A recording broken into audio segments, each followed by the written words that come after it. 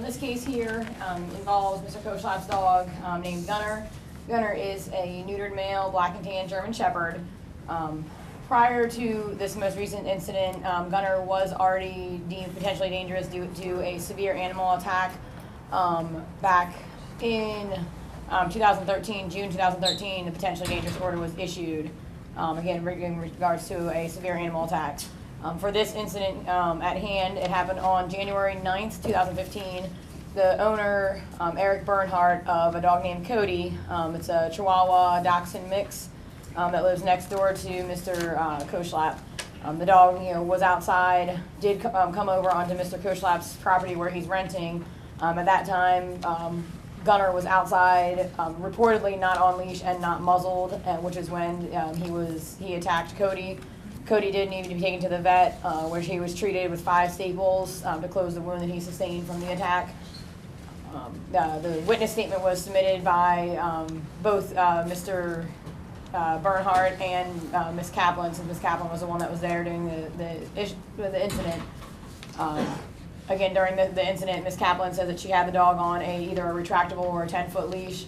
This is still a violation of the potentially dangerous order, since the dog was required to be on a 4-foot leash and muzzled anytime it's outside.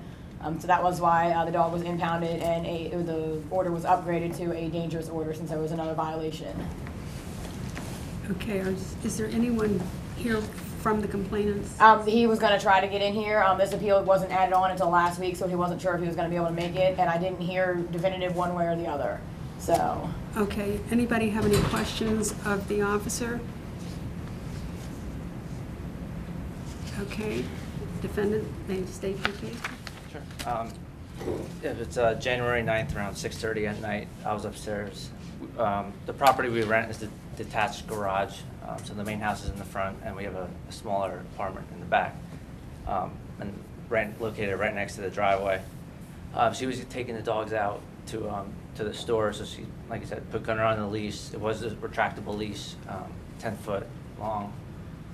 Took him out the side door, and my car is parked, a couple feet away. Excuse me, away from the side door. We have a German Shepherd and a smaller dog. When the 2 dogs went outside, the smaller dog took off towards the bushes on our property, and I got the other one to follow it. So it was kind of dark out at the time, and then she said that she heard the dog. We had very little contact with our neighbors and the dog, but she heard it running towards them. I mean, it's a dachshund, so it's not the biggest dog, but I think that's just my dog was just on our property and just trying to protect either the dog or Christine. Okay, you are aware of the PDO that was placed on your dog a year ago? Yes, yeah. And is there some reason that you did not follow the requirements of the PDO? We were every day, it was. That was my fault, because I was just going from inside the house right to the car. Normally I do have them on at least 6-foot leash with the muzzle on. And also when we split the backyard's a decent size, but when we take him out back, he's never left unattended. He's always leashed up, on a short leash. And we take him right outside. We have a good system with our current landlords, because they have 2 dogs. So, it was just unexpected dog that, nobody knew was going to be on the property. And we spoke to the owner, and they don't know how it got out, but before he moved, as soon as we moved in about a year ago, our landlord, we told them about 3 separate occasions, that their dog, was on our property, and just to be aware. Okay. Anybody have any further questions? Any member of the commission? Is there any reason why you took Gunner out that morning without the appropriate leash or muzzle? It was because I was just going from the house right into the car. And so I had him on the leash, but it was longer than it should be, but I figured that it was just going right to the car. And then once we get to our destination, I would get everything on him then. Can I also say that every time before I walk out of the door, I shout, "Coming out with Gunner," and I wait like 15 seconds. If I don't hear anything, and I'll be like, "Okay, coming outside," and then I go outside. And that's what we worked out with our landlord, so that everyone makes sure that it's okay to go outside, that there's no other dogs there. Just as an extra precaution, Mhm. you know. But, and like I said, it's worked fine. It's just we didn't expect the dog to be in the backyard. Never even you know, seen that so. dog before. And, Anyone else? Is there a particular part of the dangerous order that you disagree with? yeah, mostly the kennel. Like I said, we're just renting from a family. It's a husband and wife, and they have like 5 teenage boys. And the size of the kennel was, I think, was 10 by 10, and it's just it could fit, but it would take up a lot of room. And I mean, and I also read that the order said he could be in there when he's outside unattended, and like I said, we don't put him outside unattended. He's always on the leash. So. Even if we had the kennel, we wouldn't leave him outside unattended. Okay, wasn't the kennel part of the potentially dangerous? No, just the dangers. Before I lived out in an apartment complex, Marley Run, and but the kennel was never mentioned on that one. It wasn't in the original potentially dangerous order. It was omitted because of where he lived. It was, made a note that, it should have been on there to apply to any future locations, but it wasn't, addressed to that, in that potentially dangerous order. Did you notify the department before you moved? And were you aware that? I didn't notify animal control, no. Okay. Right, yeah, that was another of the violations. And so, again, this is coming from the victim and dog in this situation. I brought it up to Mr. Koshlap.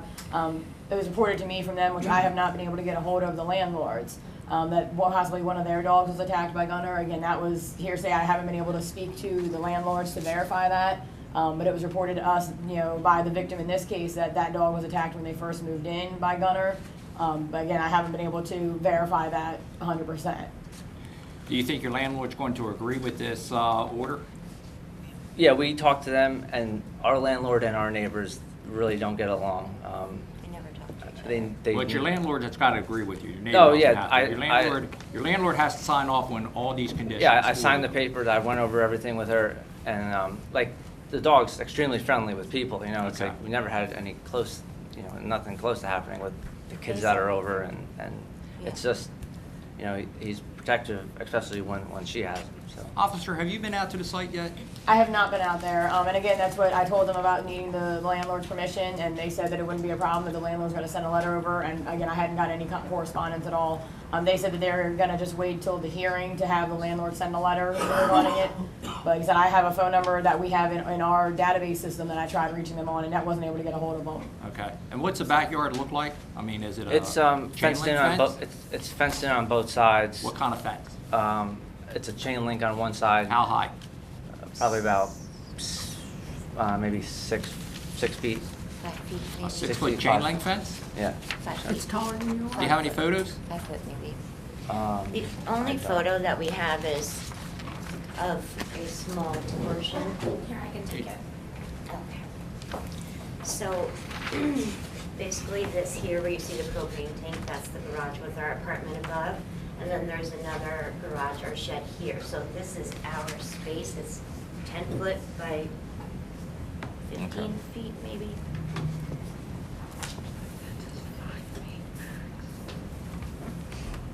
That's where our landlord would like us to keep our dogs, in Okay. that space. All right. I have no other questions. Officer Schwartzwelder, has animal control sanctioned the defendant yet as a result of violation of the? Yeah, that's also, part of it, because there was those violations. Also, they do have another dog on the property that they spoke about, Avery, that wasn't licensed, and that is part of the order as well. Okay. So that's all, like I said, there's 3 violations that were on the potentially dangerous order. But animal control hasn't officially sanctioned the defendant No, as of yet. not yet, no.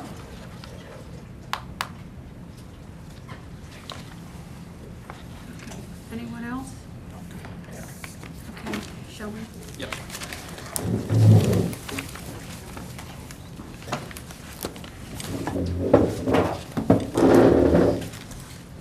Thank you.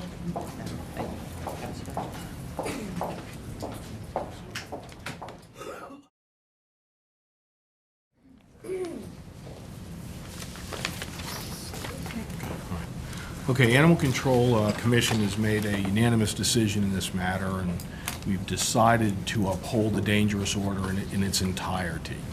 We're most concerned that the potentially dangerous order wasn't followed, and if it had been followed, it is the feeling of the commission that we wouldn't be here today discussing this. So we feel strongly that anytime Gunner's out, he needs to be muzzled, and definitely not on a retractable leash. He needs to be on a 6-foot leash with a muzzle, Right. and that's it. Okay. Okay. Thank you for your time.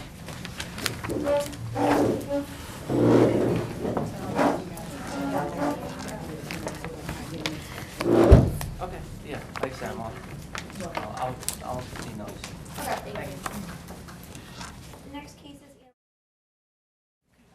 All right, this case here is reference to a potentially dangerous order that was issued to Hunter. Hunter is an American Staffordshire Terrier, blue and white in color. Now he's an altered male that is owned by the defendant. This dog is the first incident that we had involving this dog. It was reported to us by the veterinarian that Mr. Dibben took his dog Snidely to as a result of the incident. It was reported that the dog, Hunter, allegedly came off the property. Mr. Dibben was out in his yard with Snidely, and Hunter came charging over, ended up attacking his dog, resulting in the wound to Snidely. When Snidely was taken to the vet hospital, he did end up getting multiple sutures to close the wound. And like I said, they were the ones that called it to report the animal attack to us. Mr. McClenny, contacted him the next day, advising of the need to Hunter to be brought in. He complied, brought Hunter in for the impoundment. Mr. McClenny did also get in compliance with all the requirements of potentially dangerous order, and Hunter was redeemed back to him. Again, since it was a severe animal attack resulting in multiple sutures to the victim dog, and he was off the owner's property, it was reported that was why the potentially dangerous order was put in place. Okay. Do you have anything to add to your, No, the dog jumped the fence and attacked my dog. That's, okay? and I had to get him to the vet immediately. He looked like he was going to bleed out. Okay. I got the vet bill. If you want to see it. Any questions from animal control? Okay. Thanks for coming today. Let me tell you a little bit about Hunter. I searched out for Hunter. He's a long line of purple ribbon dogs. I got him particularly because the long line of show dogs just don't have aggression normally. Don't mean they can't have. I've had these dogs for over 50 years. I know these dogs very well. Hear the news and all the stuff that happens all the time, and very aware of what goes on with these dogs. I think Mr. Dibbins was probably a lot at fault of what happened that day. One of the big things is that I hear about this fence fighting all the time. First time I heard it was when Mrs. Schultz welder told me about it. He constantly would come down to the property line and let the dogs, fence fight. And I constantly was going out there hollering at them, telling them to get away from the fence and stuff like that. Well, I put up a 6-foot privacy fence all the way down between our property because we've had issues with dogs years before, which those dogs have been long gone. But at the end of where I stopped was a little short 4-foot wire fence. And I guess the kids cut through the house, cut across there. He lives on a 19-acre horse farm that his parents own.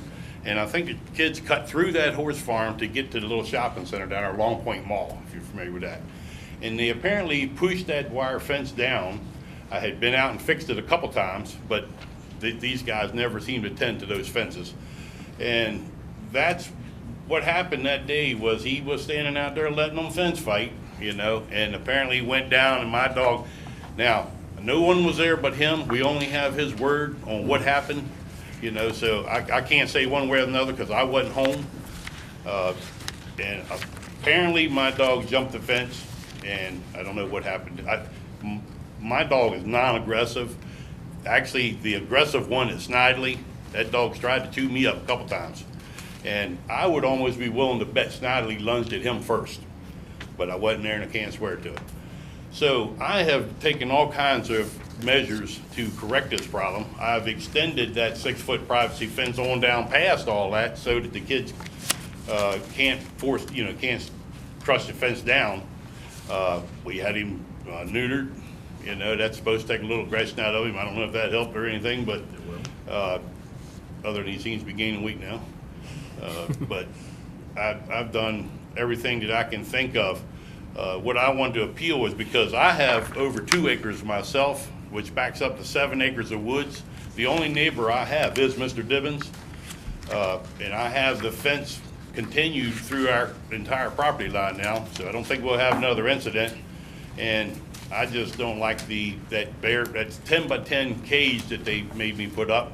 I have a 15 by 30 kennel, which is attached to a 30 by 40 garage with a doggy door that I usually keep them in. Now, I have 2 dogs, and I was rotating them. I let one out each day, one be out each night. Just keep switching them. When we wasn't home, one would be loose. Since this incident, Loose where? in my yard, Okay. but fenced in, but in my yard. So never off my property. This is the only incident that I've ever known this dog to have to leave my property. I have pictures here of him doing a lot of other things. My daughter is not a very big girl and takes him to Downs Park jogging 3-4 times a week. We take him to all the stores with us, Home Depot, PetSmart. He's been through 2 different obedience programs. He went through the basic obedience and the advanced obedience school. Have pictures of him graduating. Excellent dog. I can't say no more about him. What happened that day, other than you can imagine how that fence fighting just gets them psyched up. Now, they say that he had to run Mr. Dibbins will dramatize things a little bit. Says that he had to rush the dog to the vet. Well, I have a copy of the vet bill. It says it's a minor injury. Now, according to Mrs. Swartzwelder here, usually you would get a warning for a minor incident. That's basically all I'm asking for is a second chance. I think this dog deserves a second chance. He plays with kids, plays with other animals. I have a Chihuahua that he's scared to death of. So it's just not, that's a terrible tag put on a dog, this potentially dangerous animal. I can keep him in the kennel, but I wouldn't want to have to keep him in the 10 by 10 because it's so confined. And the muzzle thing and the leash, because I have 9 acres that he could run on, and for him to be restrained to that 10 by 10 kennel, I think it's just a little much. And the $100 a year annual fee, I wouldn't mind that so much, but I'm just wondering, is there a service involved here? What do you get for that? Is it just because he's classified as that? Yeah, the $100 we allow you to keep a potentially dangerous dog. So that's like a permit to keep one.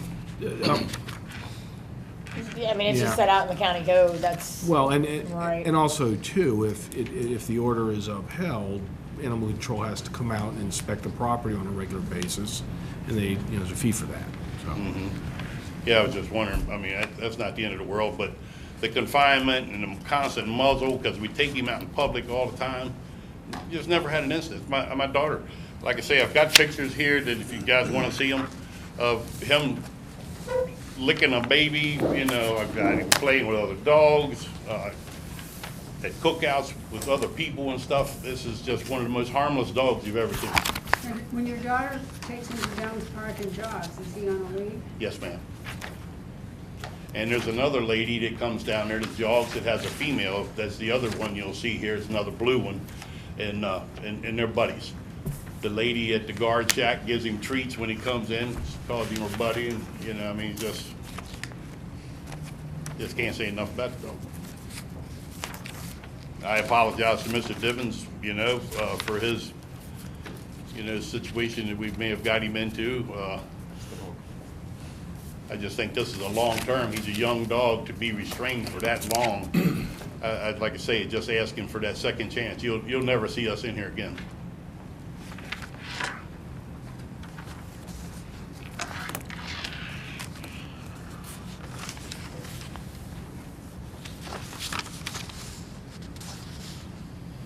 And anything, just to clarify with the property that he does have, the 6-foot privacy fence goes between their two properties. The remainder of the front of his property has an invisible fence across the driveway. Our driveway goes through there, so that's why we had to put one of those in. And he's scared to death of that.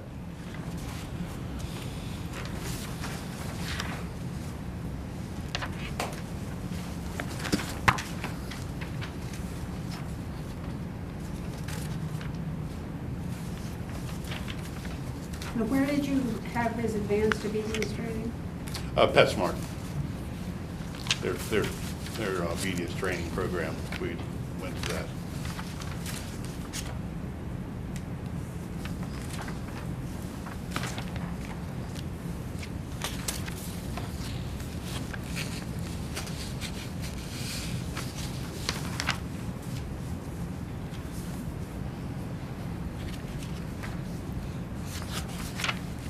And my property is probably 450 feet back from the road. So it's not like he's out in the neighborhood or anything, not even close to the road.